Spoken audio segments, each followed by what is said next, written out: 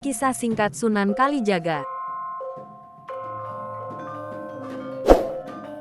Assalamualaikum warahmatullahi wabarakatuh. Salam sejahtera semuanya. Apa kabar kalian hari ini? Semoga selalu dalam lindungan Allah Subhanahu wa Ta'ala. Dan semoga selalu dimudahkan semua urusan yang kita lakukan. Berikut ini saya akan merangkum kisah singkat mengenai Sunan Kalijaga. Kisah ini saya ambil dari beberapa artikel di Google. Jadi koreksi lagi jika ada yang keliru atau ada yang salah ya. Kalian bisa tulis di komentar dengan bijak. Baik, tanpa berlama-lama lagi kita simak ulasannya. Sunan Kalijaga adalah salah satu ulama Wali Songo yang dikenal paling luas pengaruh dan cakupan dakwahnya di tanah Jawa. Sejarah hidup Sunan Kalijaga tidak semulus yang dibayangkan. Sebelum menjadi pendakwah, ia adalah bromocora alias penjahat. Riwayat kehidupan Sunan Kalijaga melintas batas era kerajaan di Jawa yang silih berganti. Ia menyaksikan perubahan sejak masa akhir kerajaan Majapahit, lalu Kesultanan Demak, Kesultanan Pajang, hingga awal Kesultanan Mataram Islam. Dilahirkan dengan nama Raden Said pada sekitar 1450 Masehi, Sunan Kalijaga merupakan putra Tumenggung Wilatikta, Bupati Tuban. Di masa mudanya, Raden Said dikenal dengan remaja nakal yang suka berjudi, minum minuman keras, mencuri, dan melakukan banyak perbuatan tercela. Hal ini membuat ayahnya yang merupakan bangsawan dan penguasa Tuban malu memiliki anak berandalan. Akibatnya, Raden Said diusir dari rumah oleh orang tuanya. Kenakalan Raden Said justru menjadi-jadi. Ia menjadi bromocora alias penjahat. Kerjaannya membuat onar dan kerusuhan. Bahkan konon Raden Said pernah menghabisi nyawa orang. Dalam buku Sejarah Kebudayaan Islam 2020 yang ditulis Suhailid, ketika Raden Said merampok dan merampas harta orang-orang, ia dikenal dengan julukan Lokajaya, yang artinya adalah penguasa wilayah. Suatu waktu, Raden Said kena batunya. Orang yang akan dirampoknya adalah Sunan Bonang. Karena pengaruh Sunan Bonang itulah, Raden Said akhirnya sadar dan bertobat, serta tidak lagi merampas harta dan melakukan perbuatan tercela. Sunan Bonang kemudian menjadi guru spiritual Raden Said.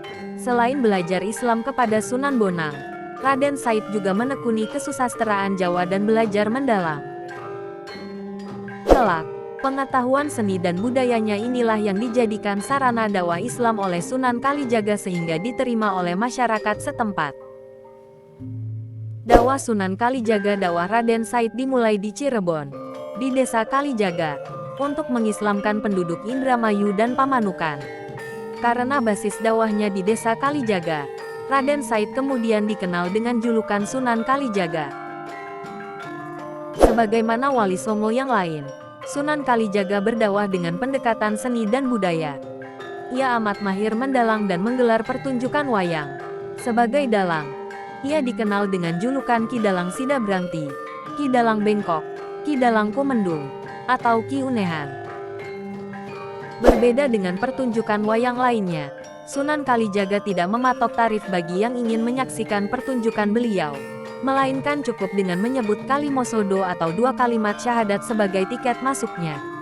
Dengan begitu, orang-orang yang menyaksikan pertunjukan wayang Sunan Kalijaga sudah masuk Islam. Berkat kelihayan Sunan Kalijaga berbaur, lambat laun masyarakat setempat mengenal Islam pelan-pelan dan mulai menjalankan syariat Islam. Dalam pertunjukannya, terdapat banyak lakon digubah Sunan Kalijaga yang diadaptasi dari naskah kuno. Salah satu yang paling digemari adalah lakon Dewa Ruci, Layang Kalimasada, lakon Petruk Jadi Raja, dan lain sebagainya.